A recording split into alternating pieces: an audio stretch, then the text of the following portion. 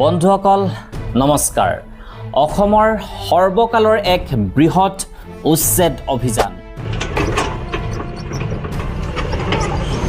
কৃষকৰ খেতি পথাৰত প্ৰশাসনৰ বুলডোজাৰ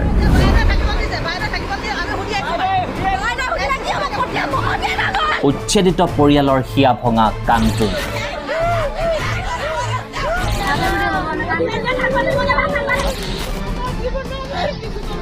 হাজাৰ হাজাৰ লোকৰ ঘৰত বুলডোজাৰৰ হাতুৰা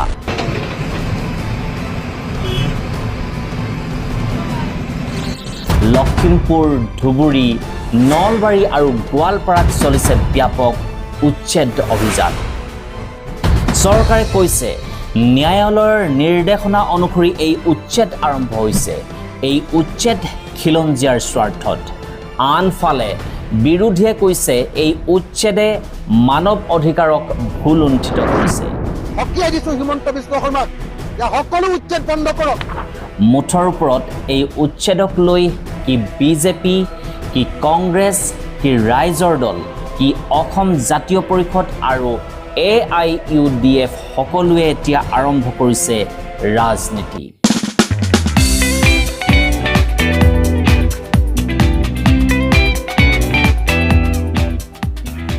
সদৌ অসম সংখ্যালঘু ছাত্ৰ সন্থায়ো এই উচ্ছেদৰ বিৰুদ্ধে তীব্ৰ প্ৰতিবাদ কৰা পৰিলক্ষিত হৈছে আৰম্ভ হৈছে বিভিন্ন ক্ৰিয়া প্ৰতিক্ৰিয়া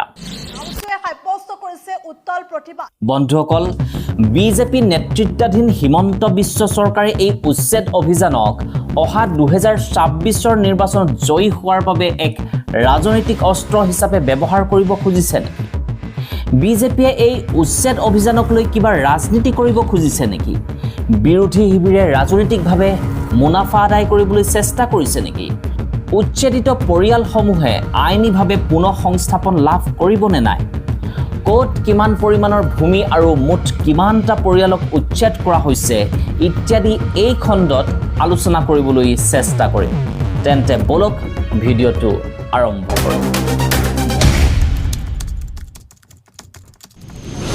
বন্ধুসকল বিশ্লেষণ আগবঢ়োৱাৰ পূৰ্বে চাই লওঁ আহক কোট কিমান ভূমি আৰু কিমানটা পৰিয়ালক উচ্ছেদ কৰা হ'ল 16 জুন 2025 গোৱালপাৰা জিলাৰ হাছিলা বিলৰ জলাহভূমি পুনৰুদ্ধাৰৰ বাবে মুঠ 1556 বিঘা ভূমি উচ্ছেদ আৰু মুঠ উচ্ছেদিত পৰিয়ালৰ সংখ্যা 690টা 30 জুন 2025 নলবাৰী জিলাৰ বক্ৰীকুছিত ভিজিয়াৰ ভূমি মুঠ 450 বিঘা আৰু উচ্ছেদিত পৰিয়ালৰ সংখ্যা 93টা 3 জুলাই 2025 লখিমপুৰ জিলাৰ দেবেৰা দুলনি চিৰিংচুক ঢাকুৱাখনীয়া ৰাংচালি আদি ঠাইত মুঠ 288 বিঘা চৰণীয়া ভূমিত উচ্ছেদ আৰু উচ্ছেদিত পৰিয়ালৰ সংখ্যা 218টা ইয়াতে কৃষক গুণগুণ চেতিয়াৰ কঠিয়াদৰাত প্ৰশাসনে বুলডোজাৰ চলাই তহিলং কৰাত অসমজুৰি বিতৰ্ক আৰম্ভ হৈছিল 8 জুলাই 2025 ধুবুৰীৰ চাপৰ বিলাখীপাৰা সন্তোষপুৰ চিৰাকুটা চাৰুৱাবাখৰা আদি ঠাইত আদানী গোটৰ তাপ বিদ্যুৎ প্ৰকল্পৰ বাবে মুঠ 3500 বিঘা ভূমিৰ উচ্ছেদ আৰু উচ্ছেদিত পৰিয়ালৰ সংখ্যা 1400টা 12 জুলাই 2025 গোৱালপাৰাৰ পাইকান সংৰক্ষিত বনাঞ্চল পুনৰুদ্ধাৰৰ বাবে মুঠ 1038 বিঘা ভূমিত উচ্ছেদ আৰু উচ্ছেদিত পৰিয়ালৰ সংখ্যা 1080টা সেই হিচাপত 16 জুন 2025 চনৰ পৰা মুঠ উচ্ছেদিত ভূমিৰ পৰিমাণ 6832 বিঘা আৰু উচ্ছেদিত পৰিয়ালৰ সংখ্যা 4461টা বন্ধুসকল এই উচ্ছেদ অভিযানে বিজেপিক ৰাজনৈতিকভাৱে যথেষ্ট পৰিমাণে সহায় কৰিছে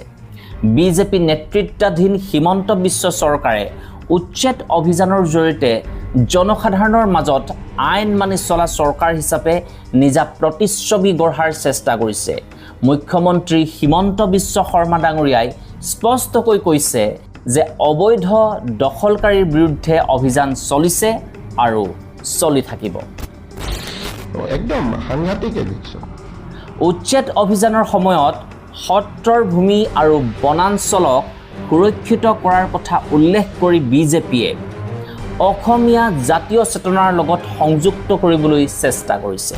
কিন্তু বিজেপি নাথাকিলেতো অসমখন লৈ ল'ব। এই যোৱা মই আপোনালোকক সংখ্যাটো দিলে আচৰিত হৈ যাব যে যদি অসমত বিজেপি গভৰ্ণমেণ্ট নাহিলেহেঁতেন এই ডেমোগ্ৰাফি ৰেষ্টৰে কৰিব নোৱাৰিলেহেঁতেন। এই উচ্ছেদ অভিযানত সন্দেহযুক্ত বাংলাদেশী বুলি অভিহিত কৰা লোকসকলক লক্ষ্য কৰা হৈছে, যাৰ জৰিয়তে বিজেপিয়ে নিজৰ হিন্দু ভোটাৰ বা খিলঞ্জীয়া অসমীয়া ভোটাৰক আকৃষ্ট কৰিবলৈ চেষ্টা কৰিছে। মুখ্যমন্ত্ৰী হিমন্ত বিশ্ব শৰ্মা ডাঙৰীয়াই এই অভিযানক জনগাঁথনিৰ ৰূপান্তৰৰ বিৰুদ্ধে পদক্ষেপ বুলি অভিহিত কৰিছে। তেওঁ দাবী কৰে যে উত্তৰ অসমলৈ সংখ্যালঘু অঞ্চলৰ পৰা স্থানান্তৰ ঘটাই লখিমপুৰৰ জনগাঁথনি পৰিৱৰ্তন কৰাৰ চেষ্টা চলি আছিল। যেনেকৈ আজি গোৱালপাৰাত উচ্ছেদ হৈছে, আধা মানুহ বৰপেটা আৰু বঙাইগাঁও জিলাৰ পৰা আহিছে। যদি মই লেণ্ডলেছ, মোৰ নিজৰ জিলাত মই মাটি বিচাৰিম।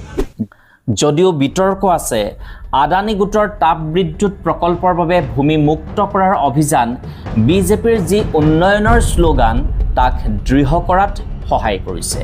আকৌ কিছুসংখ্যক উচ্ছেদিত পৰিয়ালক 50,000 টকা আৰু ভূমি আবণ্টন আগবঢ়াই বিজেপি নেতৃত্বাধীন হিমন্ত বিশ্ব চৰকাৰে উচ্ছেদিত পৰিয়ালসমূহৰো মন জয় কৰাৰ প্ৰচেষ্টা অব্যাহত ৰাখিছে।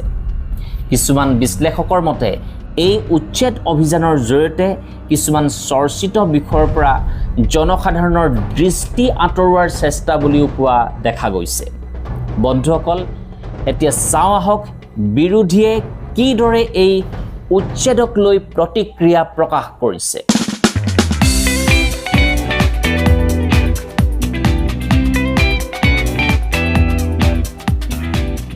ৰাইজৰ দলৰ সভাপতি অখিল গগৈয়ে এই উচ্ছেদক অমানৱীয় আৰু সংবিধান বিৰোধী বুলি অভিহিত কৰিছে। তেখেতে দাবী কৰিছে যে গুৱাহাটী উচ্চ ন্যায়ালয়ৰ স্থগিতাদেশ উপেক্ষা কৰি উচ্ছেদ আৰম্ভ কৰা হৈছে। তেখেতে ধুবুৰী জিলাৰ বিলাসীপাৰা অঞ্চলত উপস্থিত হৈ উচ্ছেদিত সংখ্যালঘু ৰাইজৰ খবৰ লোৱা দেখা গৈছে আৰু মুখ্যমন্ত্ৰী হিমন্ত বিশ্ব শৰ্মা ডাঙৰীয়াক অত্যাচাৰী শাসক বুলি কঠোৰ সমালোচনা কৰা দেখা গৈছে। ধুবুৰী, গোৱালপাৰা, নলবাৰী, লখিমপুৰ আদি জিলাত হেজাৰতকৈ অধিক পৰিয়াল উচ্ছেদৰ কবলত পৰিছে। এই পৰিয়ালসমূহৰ অধিকাংশই সংখ্যালঘু কৃষক, মূলতে মুছলমান সংখ্যালঘু গোটৰ অন্তৰ্গত। বিৰোধী দলসমূহে এই জন আক্ৰোশক ভোটলৈ ৰূপান্তৰ কৰাৰ কৌশল গ্ৰহণ কৰিছে। বিশেষকৈ মুছলমান লোকসকলক তেওঁলোকৰ ভোট বেংকলৈ ৰূপান্তৰ কৰাৰ প্ৰচেষ্টা অব্যাহত ৰাখিছে। গৌৰৱ গগৈয়ে এই উচ্ছেদ অভিযানক অমানৱীয় আৰু জনবিৰোধী বুলি সমালোচনা কৰিছে। এভিকশ্যন লৈতো আমি কৈছোঁ সম্পূৰ্ণভাৱে অমানৱীয়। তেওঁ সমালোচনা কৰিছে যে বুলডোজাৰ সদায় দুখীয়া মানুহৰ ওপৰত আৰু আইন সদায় ভংগ কৰে বিজেপি নেতাকৰ্মীসকলে।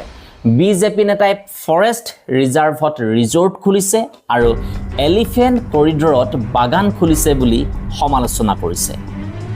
আনফালে বিৰোধী শিবিৰৰ পৰা লুৰিণজ্যোতি গগৈয়ে সমালোচনা কৰিছে যে খিলঞ্জীয়াৰ কৃষিভূমি আৰু ঘৰ উচ্ছেদ কৰি চৰকাৰে জাতীয় চেতনাত আঘাত হানিছে। তেওঁ চৰকাৰক অভিযোগ কৰে যে আদানী, আম্বানী, ৰামদেৱক বিঘাই বিঘাই মাটি দিয়া হয়, কিন্তু খিলঞ্জীয়াক মাটি দিয়া নহয়। AIUDFেও পুনৰবাৰ সংখ্যালঘু ৰাইজৰ ৰক্ষক হিচাপে প্ৰতিষ্ঠা লাভৰ সুযোগ লাভ কৰিছে। উচ্ছেদ অভিযানক AIUDFে অসাংবিধানিক, অবৈধ আৰু অমানৱীয় বুলি অভিহিত কৰিছে। MLA আশ্ৰাফুল হুছেইনে কয়, এই উচ্ছেদ কেৱল ভূমি মুক্ত কৰাই নহয়, এইটো লক্ষ্যভিত্তিক নিৰ্যাতন। মুখ্যমন্ত্ৰীয়ে ষড়যন্ত্ৰ বন্ধ কৰক বুলি তেওঁ দাবী কৰিছে।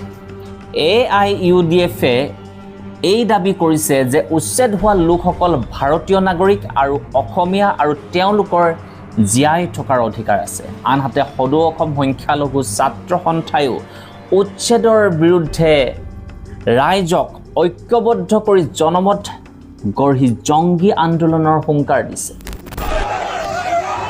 বন্ধুসকল এনেকৈয়ে শাসক বিৰোধীয়ে উচ্ছেদক লৈ ৰাজনীতি কৰা পৰিলক্ষিত হৈছে মুঠৰ ওপৰত এই উচ্ছেদৰ ফলশ্ৰুতিত ৰাজনৈতিকভাৱে বিজেপি দলেই অধিক লাভান্বিত হৈছে বন্ধুসকল আদালতে চৰকাৰক যদিও অবৈধ ভূমি দখলমুক্ত কৰাৰ অধিকাৰ প্ৰদান কৰিছে কিন্তু মানৱীয় সহায় দিয়াৰো নিৰ্দেশ দিছে যেনে অস্থায়ী আশ্ৰয় আৰু খাদ্য পানী শৌচাগাৰ ইত্যাদি সেই অনুসৰি চৰকাৰে ভূমিহীন উচ্ছেদিত পৰিয়ালক 50,000 টকাৰ আৰ্থিক সাহায্য আৰু 1.5 কথাকৈ ভূমি আবণ্টন দিয়াৰ প্ৰতিশ্ৰুতি দিছে বন্ধুসকল যদি উচ্ছেদিত পৰিয়ালসমূহ ভাৰতীয় নাগৰিক আৰু ভূমিহীন তেন্তে ন্যায়ালয়ৰ নিৰ্দেশনা অনুসৰি উক্ত উচ্ছেদিত পৰিয়ালসমূহক পুনঃ সংস্থাপন আৰু মানৱীয় দৃষ্টিভংগীৰে জীয়াই থকাৰ অধিকাৰ প্ৰদান কৰিবলৈ অনুৰোধ জনালোঁ আৰু বন্ধুসকল